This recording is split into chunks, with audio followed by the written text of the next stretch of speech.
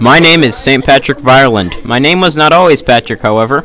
I used to be called Maewyn and lived on the coast of Wales. I was captured by Norsemen at age 16 and introduced to a life of slavery in Ireland. I was sold and forced to keep cattle in rough terrain and in extreme weather.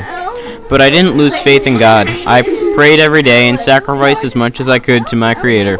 One night I had a vision that told me a ship would leave for my original home, and I was to sail on it. After traveling miles to find the ship and making negotiations with the crew, I was at sea, sailing home. As soon as I landed, I journeyed through the land until I found my family.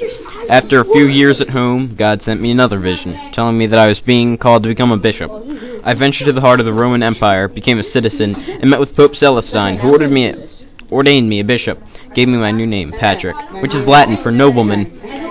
I received a mission to go back to Ireland and try to spread Christianity. The Irish worshipping pagan idols, and I had grown to loathe the country because that had been where I had been enslaved. Thinking that God's plan was more important than my own tastes, I sailed back to Ireland and began to preach.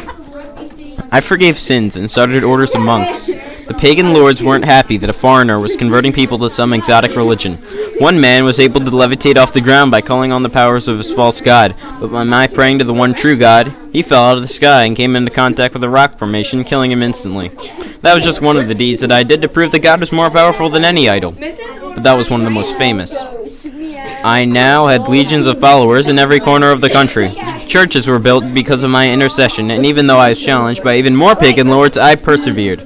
And soon the members of the Church of Ireland outnumbered the idol worshippers. One of the most popular stories about me is how I explained the Trinity to the newly established church.